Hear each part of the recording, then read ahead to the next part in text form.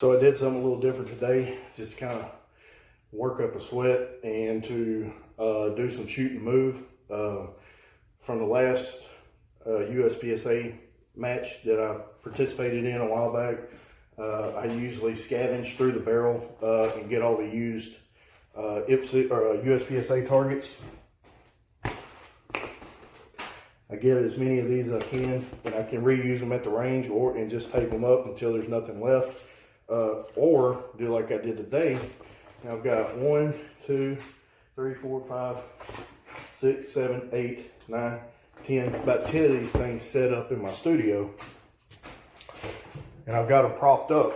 And so what I do is, this is a lot simpler and a lot more rudimentary than whenever you shoot a match or something like that, but it kind of trying to get myself into the mindset of shooting and moving.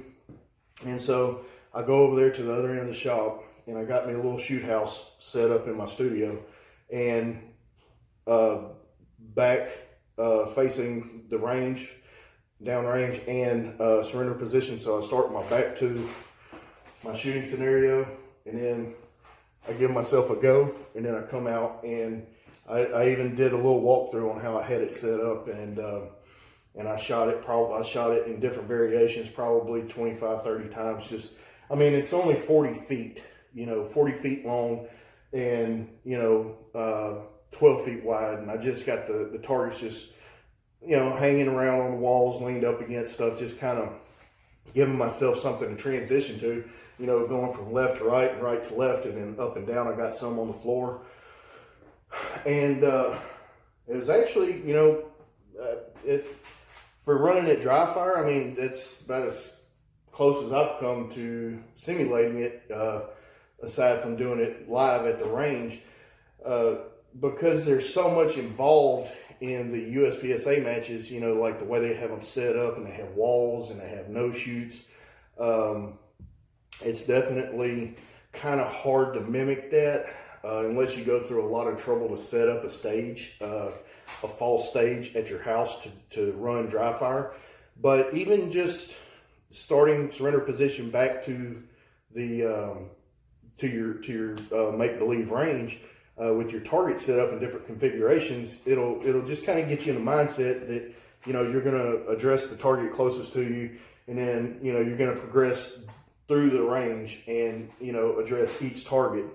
I even have some make-believe steel poppers hanging on my library, and that'll simulate the steel poppers, but they're just paper plates. So it's 2 hits per cardboard target, and then 1 hit per steel target. So actually I've got about 16 targets that I'm just going through here and just addressing dry fire.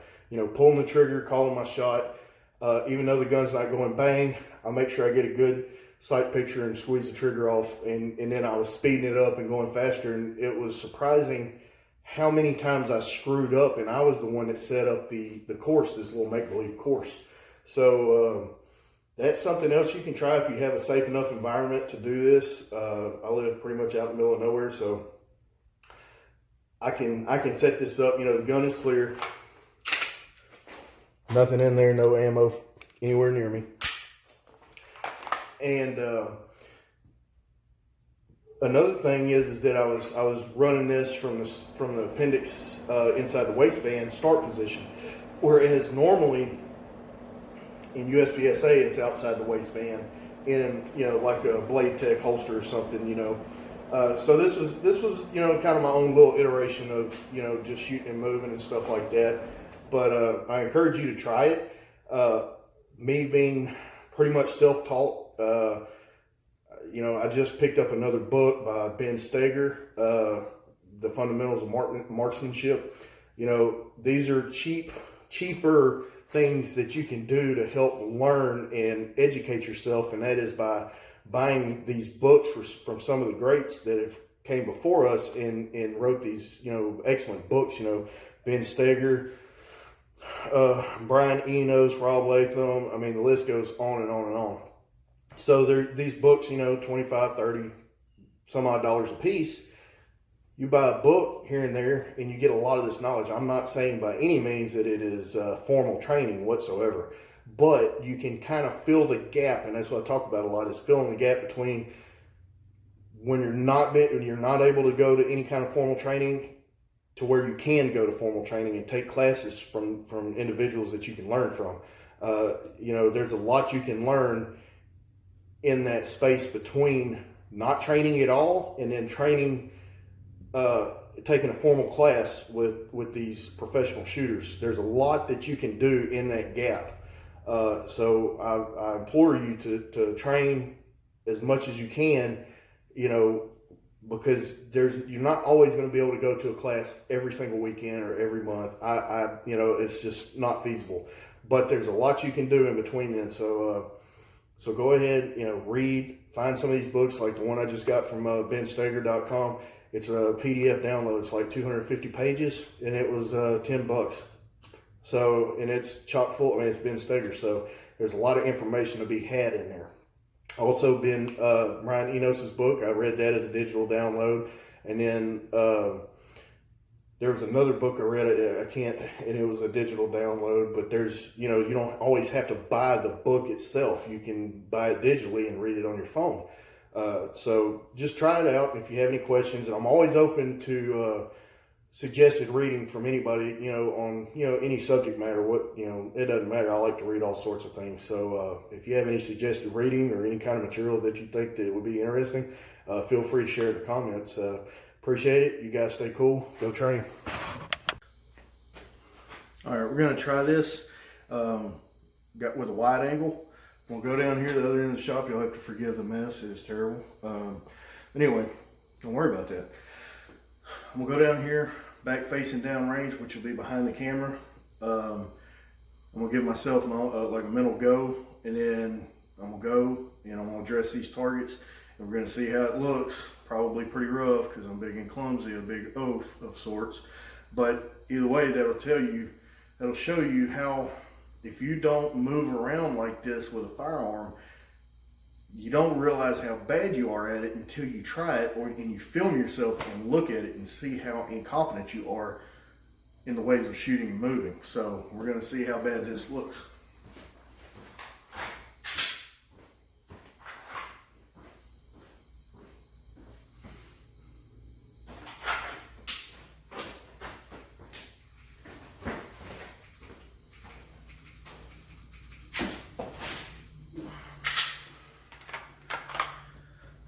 All right, so hopefully I stayed in focus whenever I went back there.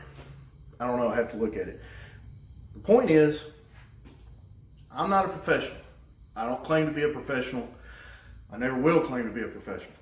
However, what I do claim to be is a regular guy that wants to be better at shooting, be better at gun handling, and just be all around better in anything related to firearms and stuff like that. Because, not to get all political and preachy, but in this day and age, why wouldn't you want to be able to handle a firearm?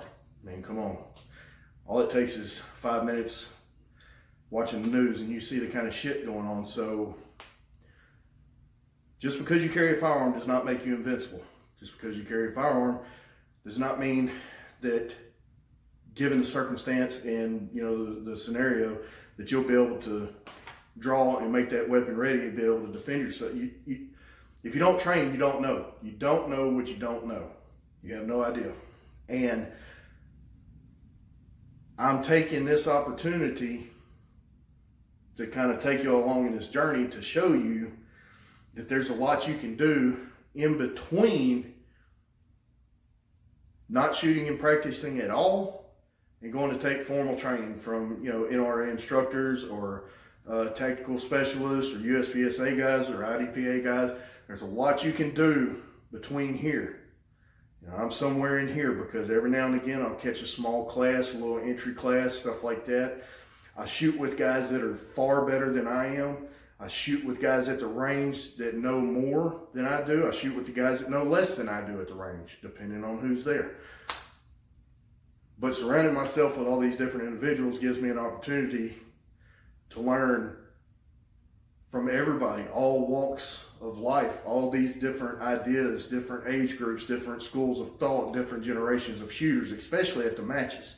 There's old guys out there that will smoke your ass in some shooting, and there's some young guys that will smoke your ass in some shooting. And I don't shoot these matches when I can. I don't shoot them because I'm competitive. I shoot them because I want to be able to shoot better. That's the only reason I do this. That I shoot the competitions is they help you move, shoot.